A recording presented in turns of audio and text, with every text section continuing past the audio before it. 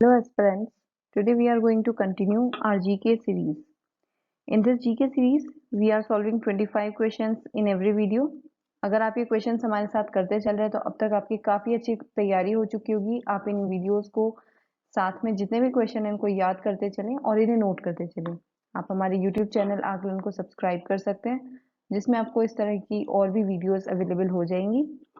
और Google play store से अगर आप आकलन ऐप को डाउनलोड करेंगे तो उसमें आपको वेरियस एग्जाम के लिए टेस्ट सीरीज मिल जाती हैं, जिनको प्रैक्टिस करके आप अपना स्कोर इम्प्रूव कर सकते हैं। अगर आपको इसी वीडियो की पीडीएफ चाहिए तो इसी वीडियो के डिस्क्रिप्शन बॉक्स में जो टेलीग्राम लिंक दे रखा है उसे आप ज्वाइन कर लें और उसमें आपको सभी पीडीएफ मिल जाएंगी। देखते हैं आज का पहला सवाल। Who among the following was not a part of Mauryan dynasty? इनमें से कौन मौर्य राजवंश का हिस्सा नहीं था? पूछा गया है कौन नहीं है। अशोक, बिंदुसार, चंद्रगुप्त मौर्य या अजातशत्रु? इसका सही आंसर होगा डी। लास्ट वीडियो में ही हमने डिस्कस किया था कि बिंबिसार ने हरण्यक डायनेस्टी को नया तरीके से फाउंड किया था, उसको स्टैब्लिश किया था। बिंबिसार का बेटा ही है Ajatashatru.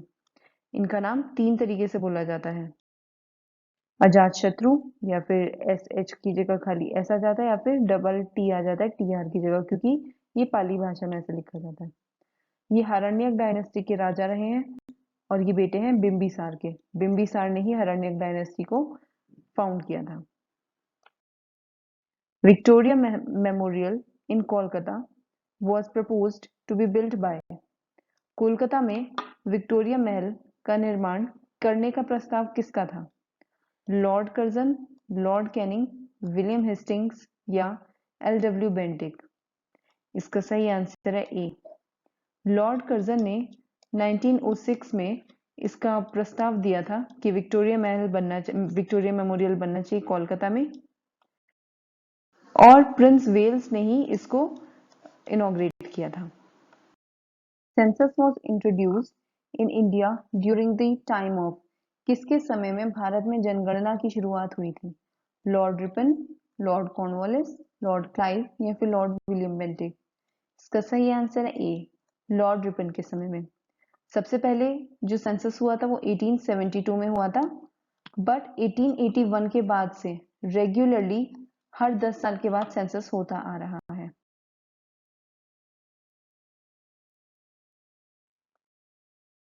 Other than Annie Besant, who among the following also launched home rule movement in India? Annie Besant के अलावा निम्नलिखित में से किसने भारत में होम रूल मूवमेंट की शुभारंभ किया था? औरोबिंदो घोष, बाल गंगाधर तिलक, गोपाल कृष्ण गोखले या फिर मोतीलाल नेहरू? इसका सही आंसर है बी, बाल गंगाधर तिलक ने और एनी बेसेंट ने, इन दोनों ने मिलकर ही जो होम रूल मूवमेंट है इसकी शुरुआत की थी भारत में। दोनों के होम रूल मूवमेंट में ये अंतर था कि तिलक की जो ब्रांचेस थी होम रूल मूवमेंट की वो काफी लिमिटेड एरिया तक फैली हुई थी, ज्यादा फैली हुई नहीं थी, जबकि एनी बेसेंट का बहुत ही लूजली बहुत ज्यादा स्प्रेड हो रखा था, अलग अलग जगह में फैला हुआ था। महाराष्ट्र की बात करें तो तिलक का ज्यादा डोमिनेंस था, लेकिन उसमें स्पेशली जो बॉम्बे एक जगह है वहां पर एनी बेसेंट का रूल था, उसमें होम रूल मूवमेंट में। इसका मेन एम क्या था, मोटिव अगर पूछा जाए, टू एस्टैब्लिश सेल्फ गवर्नमेंट, स्वराज्य को स्थापित करना इंडिया में ब्रिटिश एम्पायर के अंदर ही। और किस पर काम करना? National education and social and political reforms पर काम करना इनका मेन मोटिव हुआ करता था। हु बिल्ट साबरमती आश्रम? आई होप इसका आंसर आपको पता होगा। साबरमती आश्रम को किसने बनाया था?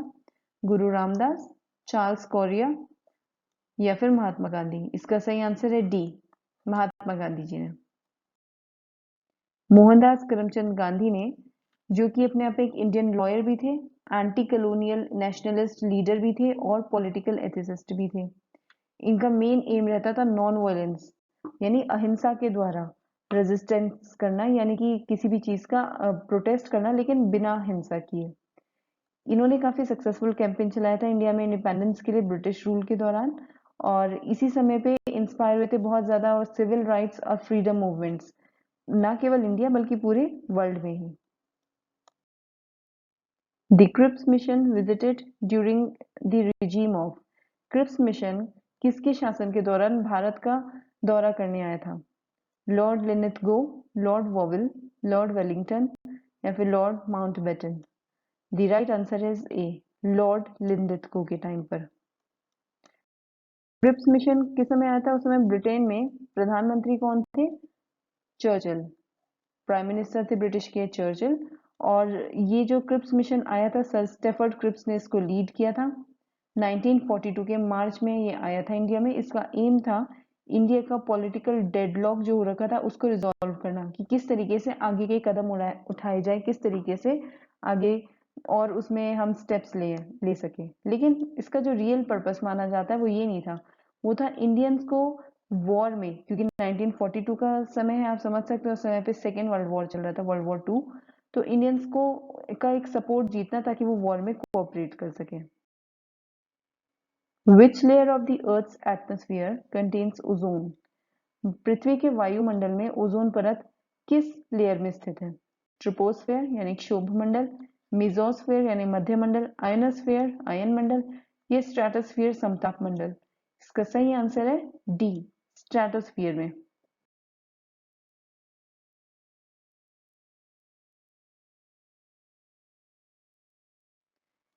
एटमॉस्फेयर की लेयर्स किस तरीके से हैं? सबसे पहले नीचे है troposphere, then stratosphere, then mesosphere, then ionosphere और उसके बाद आ जाती है एक्सोस्फियर।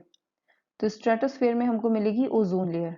ये कहाँ तक मिलती है हमें? 16 किलोमीटर से लेकर 48 किलोमीटर के बीच में ये एग्जिस्ट करती है, यानी 10 से 30 mile above the earth surface.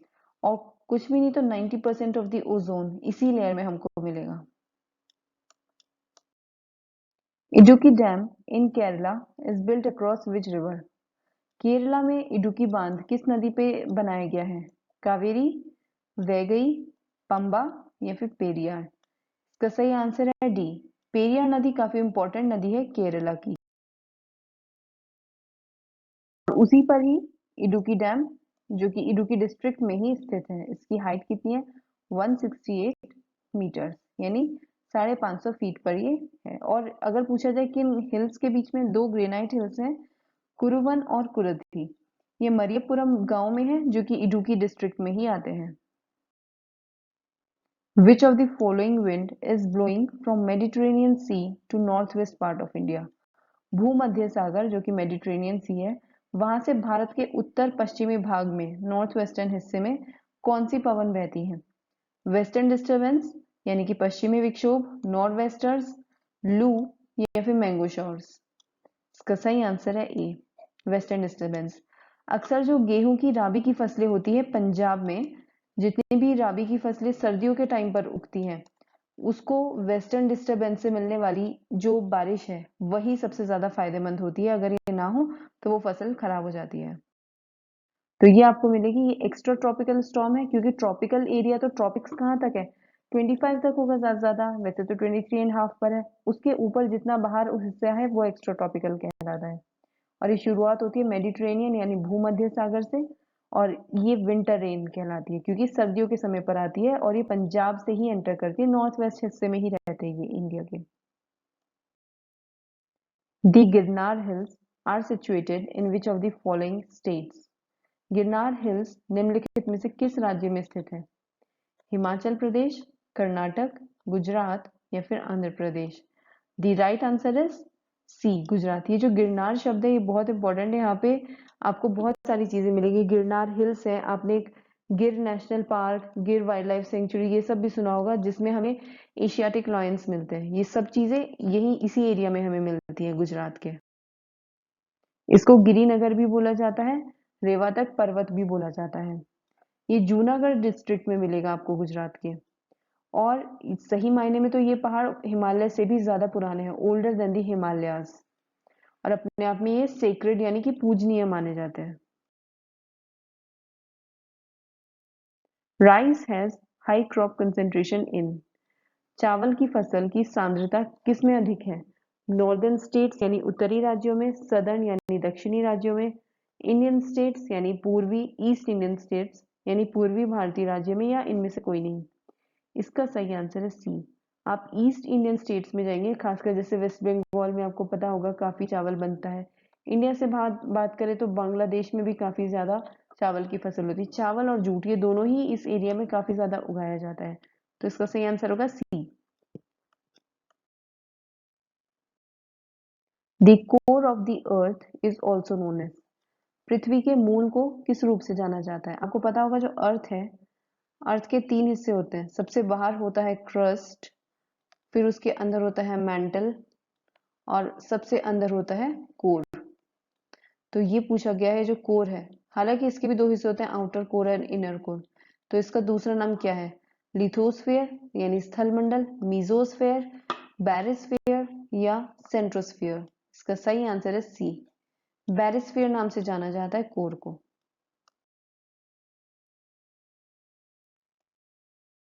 How many seats are reserved for scheduled caste candidates in the 15th Lok Sabha?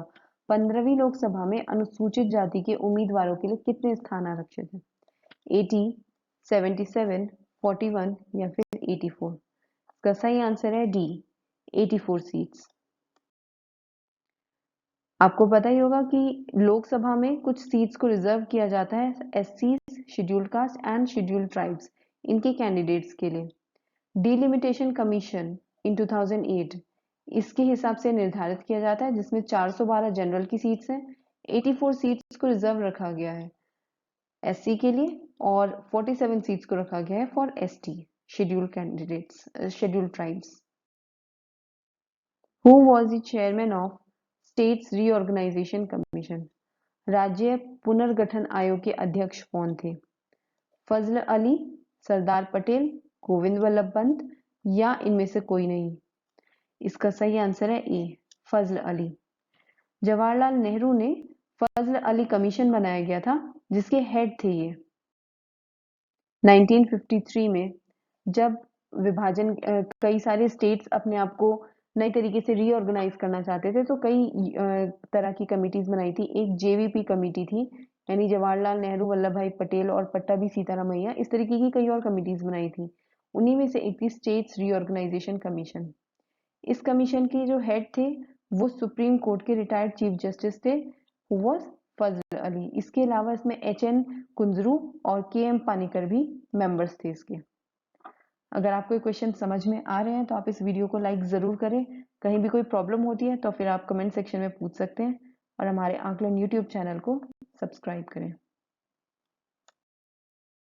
To whom is the Council of Ministers collectively responsible in India?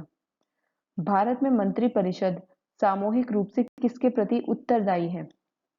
Lok Sabha, parliament यानी कि संसद, राष्ट्रपति या फिर Rajya Sabha?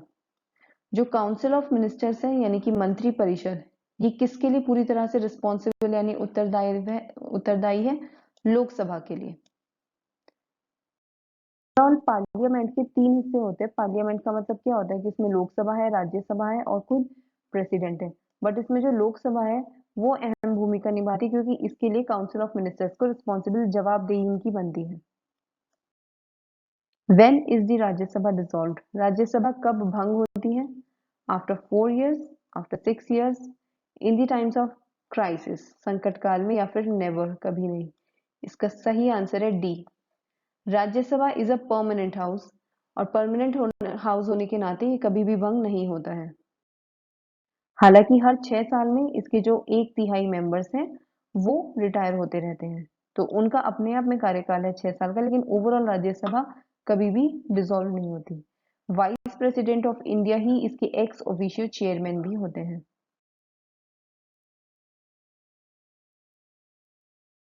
Reservation is available for women in India in. Bharat में महिलाओं के लिए आरक्षण उपलब्ध है किसमें? लोकसभा में, स्टेट लेजिस्लेटिव असेंबलीज राज्य की विधानसभाओं में, पंचायत राज बॉडीज या फिर at all the above places? इसका सही आंसर है सी। अभी तक लोकसभा में और स्टेट लेजिस्लेटिव असेंबलीज में तो महिलाओं के आरक्षण के लिए बिल पास नहीं हुआ है, वो पेंडिंग है। लेकिन जो पंचायत राज बॉडीज हैं उसमें महिलाओं को आरक्षण मिलता ही है 1/3 का।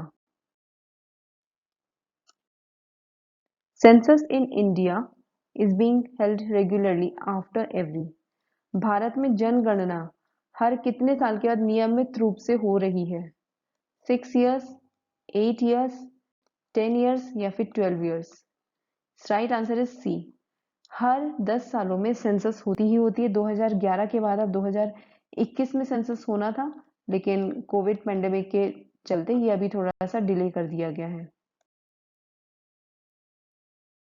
कुछ क्वेश्चंस पहले ही मैंने आपको बताया था कि हर 10 सालों में सेंसस होता आता है। सबसे पहला हुआ था 1872 में, जिस समय वाइसरॉय थे लॉर्ड मेयो, और उसके बाद से कंप्लीट सेंसस हुआ 1881। इसके बाद से 1949 की अगर बात करें, जब आज़ादी हो चुकी थी उसके 2 साल बाद से रजिस्ट्रार जनरल और सेंसस कमिश्नर ऑफ इंडिया, जो कि होम मिनिस्ट्री के अंदर आते हैं, ये मिलकर रेगुलरली हर 10 सालों में सेंसस कराते ही हैं conduct. When for the first time did the Prime Minister of India announce 20-point economic program?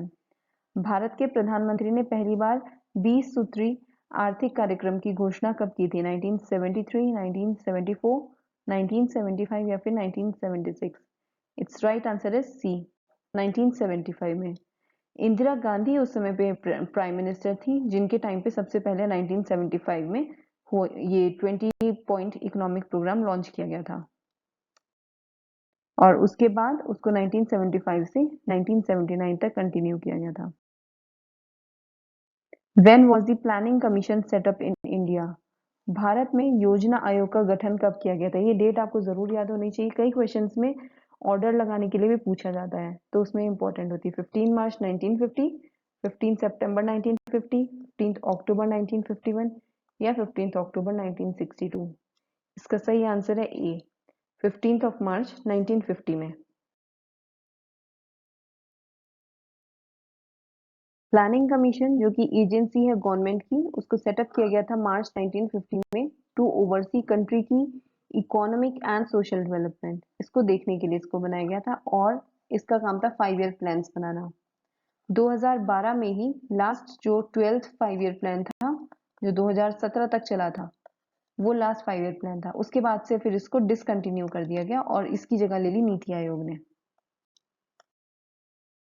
Mirabai Chanu won gold medal in the women's dash kilogram event at Birmingham. Mirabai Chanu ने बर्मिंघम में महिलाओं की कितने किलोग्राम की स्पर्धा में स्वर्ण पदक जीता? 49, 51, 45 या फिर 55? इसका सही आंसर है 49 किलोग्राम, ए। टोक्यो ओलंपिक सिल्वर मेडलिस्ट ये रह चुकी हैं मीराबाई चानू, और इस वक्त इन्होंने जो बर्मिंघम में इवेंट हुआ उसमें 49 केजी के इवेंट में इन्होंने गोल्ड मेडल जीता है। Which state government has announced various welfare programs on the occasion of his government completing 1 year? किस राज्य सरकार ने उनकी सरकार के 1 वर्ष पूरा होने के अवसर पर विभिन्न कल्याणकारी कार्यक्रमों की घोषणा की? केरला, कर्नाटक, असम या फिर गोवा? इसका सही आंसर है बी, कर्नाटक। कर्नाटक के चीफ मिनिस्टर बासवराज बोम्मई ने इन वेलफेयर प्रोग्राम्स की अनाउंसमेंट की है, क्योंकि उनकी सरकार को 1 साल पूरा हुआ था। Which country launched gold coins as legal tender to tackle inflation? मुद्रास्फीति से निपटने के लिए किस देश ने सोने के सिक्कों को कानूनी निविदा के रूप में लॉन्च किया? केन्या, जिम्बाब्वे, मोरक्को या फिर तंजानिया? इसका सही आंसर है बी, जिम्बाब्वे ने। गोल्ड कॉइन्स को लीगल टेंडर बना दिया गया है ताकि वो इन्फ्लेशन यानी महंगाई से लड़ सकें। India has signed bilateral air service agreement with how many countries? Bharat ने कितने देशों के साथ द्विपक्षीय हवाई सेवा समझौते पर हस्ताक्षर किए? 116, 119, 120 या 109? इसका सही आंसर है ए, 116 कंट्रीज। इतने देशों के साथ भारत का बाइलेटरल एयर सर्विस अग्रीमेंट है। According to National Statistical Office, NSO के द्वारा जो जारी किया जाता है डेटा, उसके हिसाब से real GDP growth in 2021 and 22 stands eight, वास्तविक सकल घरेलू उत्पाद कितनी वृद्धि प्रतिशत रहा है 2021-22 में? 8.7, 8.5, 8.6 या फिर 8.8? का सही आंसर है ए, 8.7%। तो ये थे आज के क्वेश्चंस। आप इन क्वेश्चंस को नोट करते रहिए, इन्हें याद करें, और अगर आपको वीडियो पसंद आई है तो इसे लाइक ज़रूर करें। हमारे यूट्यूब चैनल आकलन को सब्सक्राइब करें। गूगल प्ले स्टोर से आप आकलन ऐप को डाउनलोड करें।